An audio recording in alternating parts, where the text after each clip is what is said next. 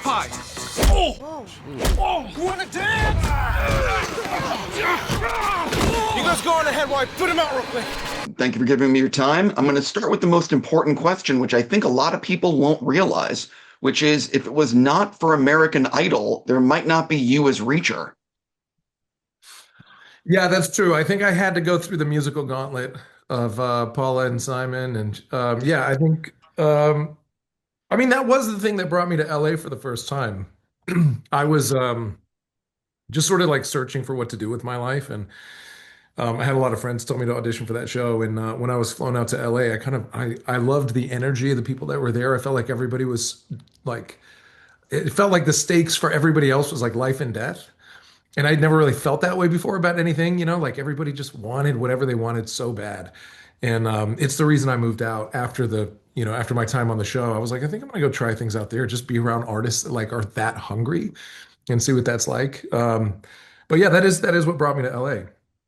Yeah, I think it's most people go to American Idol to win, and you went to American Idol, and it just opened another door in your life. That's just stepping stones. Lots of Yeah, stepping totally. stones. So Yeah. one of the things I'm curious about for you is you're in this very great place where you're working consistently on a TV show, and I know how long the hours are and how many months you work. So how do you decide on the hiatus where I want to, like, what do I want to film and where do I want to stop and just be with family? Like, how do you do that work-life balance? What makes you say yes to a project in between seasons? That's an incredible question. And you're actually coming at me at a time in my life where I'm like really rethinking how to approach that answer. I've always been a little of the mindset like, I grew up without a lot. I started running away from home when I was 16. I lived in a truck for a long time behind a grocery store. And then when I was able to move into the projects when I was 18, I moved into the projects. And I just, I've always known I need to like explore and experience things for myself to learn. And I didn't know what I wanted to do, but I just sort of wanted to be anywhere but where I was. And when you come from that kind of background, you have a kind of grit and determination to like sort of do anything to survive. And so for me, that's manifested in my career in ways that are like I'll say yes to everything if there's time. If I have 2 minutes and the job is 2 minutes long, I'll take the job for 2 minutes. Like and I'm finding at this point in time now, I'm reaching a place where it's actually dangerous to like kind of operate with that mindset because quality matters so much at this point. The kind of jobs that I do matter so much. The kind of filmmakers that I work with matter so much. I have to be more selective and careful. That's just on the career side. I've always just said yes, and like I've worked for like the last 2.5 years without a break. The following week from now. This will probably air much later, but for me, mid-November of 2025 is the first time I've had a break in 2.5 years. And I really need one, but also, like you said, like, on the family side of things, family is very important to me. I think it's one of the many pinnacles of our human existence. And it's something I fail at tremendously. Because I never know how to serve their needs in a way that like matters to them. We homeschooled the kids for a long time, and up until my oldest is 13 now, up until he was 12. And they started like really craving normalcy and friendship and stability and community and wanted like traditional school. And so what we thought we were doing a good thing for them by traveling together all the time, and they started to resent it and resent me in a lot of ways. And so now they live away from me, and so we're now the pendulum has swung all the way to the other side, and I never see them, and I have to work incredibly hard just to get a few hours with them on a weekend. And so I feel like I can never really find the right happy medium there, but the answer for me right now at this point in my career is to pull back. I had a project that I had set up with some pretty incredible filmmakers, and I was really proud of it. I'm happy that it's going forward with somebody else in my role. But it's the first time in my career I've backed out of a project so that I could just have time at home and time to myself and stuff. So you're finding me in that moment right now. By the way, I totally get it. I know exactly your mental headspace because it's like, you've been a working actor for a long time and it's like the dream to be offered roles. Totally get it. So I definitely want to talk about Playdate. And I'm just curious, was it you getting to battle children that made you say yes to this? Pretty much. Pretty much, yeah. I mean, when I do come home and spend time with my boys, I mean, it's a rough house, like especially my oldest, like he's got nobody to pick on, his size or bigger in the house. He's got two younger brothers. And so when I come home, it's like, all right, let's get some of that energy out on somebody your size, So I like that kind of stuff. I think it's fun and funny and the sort of chaos that you get in a family of boys, or if you're a father with a son. I mean, it's there's just a lot of adventure there. So yeah, I mean, I'm a family guy. Like a movie about two dads trying to trying to create a better adventure for their sons. It's just like it's the perfect storyline for me. I'm so curious. So the ending credits of this has a blooper reel. I like seeing blooper reels, but sometimes I've spoken to actors and they're like, "Oh, I wish we didn't have that." But like they say that under their breath. So I'm Oh, just, because they don't want to show like the mess up. Some people are more serious.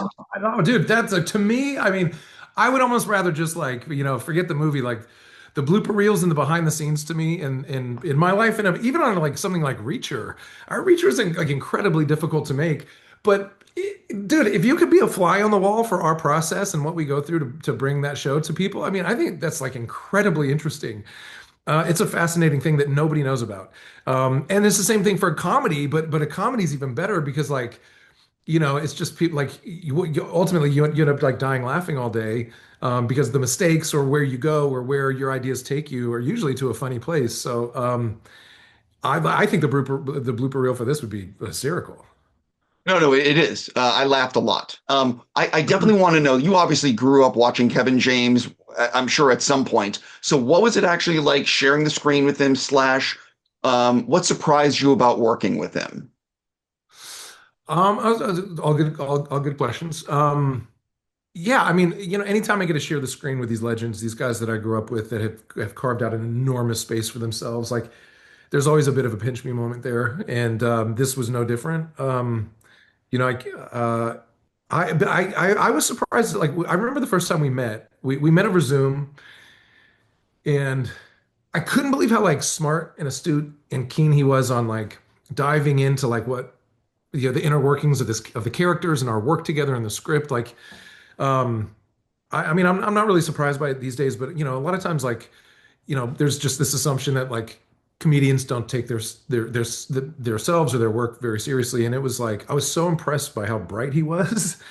We just had an amazing conversation, and we're both hungry to do the film for the same reason, same reasons. And so when we came together on set, it just felt like, man, we really like respect each other. There's like a lot of mutual respect, and really want to see how we both can individually add value to each other. And I think we endeavored every day to do that. He wanted so badly for to just like how can we help make each other better. It was a really great experience. And then beyond that, he's just like a super funny dude. His improv is bar none like some of the best I've ever been able to work with. So it was a joy just to see him do what he does.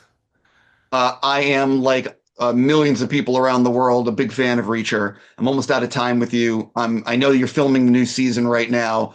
How much longer do you have in terms of filming, and what do you want to tease fans about this season versus the first three? 1 week left. 1 week left, and again, like I was saying, it's a journey. Like it's like I feel like the way the presidents come out of the White House like looking gray and old, like that's like how I feel each year doing Reacher. I feel like like 10 lifetimes have been lived. So for me to be a week away, it's like I see the light at the end of the tunnel, but also.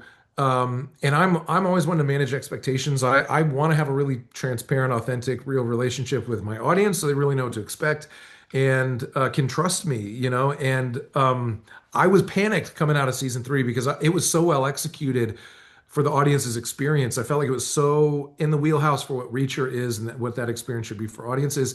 I called my showrunner worried. I was like, we're never going to be able to top this. It was so perfect for what we do. I like it's only down like now everybody's going to be disappointed going forward. And he was like, well, we just have to be different. We just have to keep trying to be different. We don't need to top ourselves. Let's just make it a new experience so people don't know what to expect. Because Reacher's world, what the trouble you can get into is so different. And this is so different and so unexpected. And it is for sure the best season we've ever made by a long shot. So I'm very excited for people to see this. But with a week left, I'm ready for a break. Yeah. Totally get it. One of the things that I give you guys so much credit on Reacher for is you are putting movie set pieces on TV in terms of action. And for people that don't realize what that takes, can you sort of talk about like how much time it takes to actually do some of those big action set pieces? And because it's really impressive. Thank you. It's really complicated. I mean, because you can look at it from a few different perspectives. Like you can look at it from a money angle. Like, what do feature films that have the kind of scope that we expect in a theatrical action movie, what kind of money do they have for those set pieces for the action, the time that they get to prepare, to design, to build, to practice, like all that is just more money, more time for less amount of screen time. I mean, you could just do so much with that.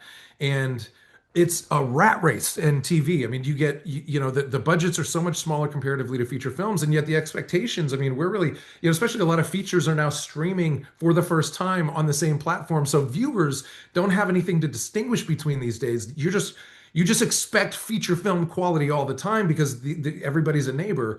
So it really like we really have to raise the bar to meet those expectations, and we should, and we should be able to do that. And we work tirelessly to do that, but it's difficult. We don't have the time to prepare.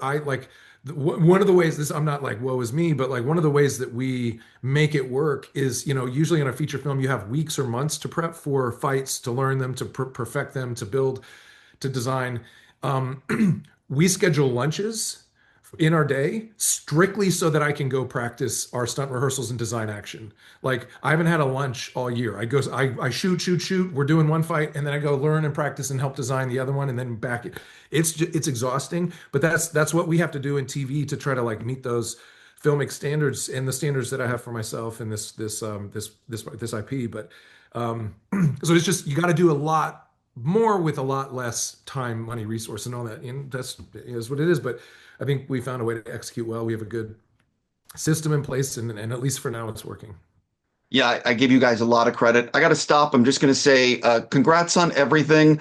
And I really enjoyed Motor City. That's also a nice. Thank you. I'm glad you got to see that. Yeah, I covered it at TIFF. Listen, have a great day. I'll talk to you, I'm sure, again soon. Good luck with your speed dating.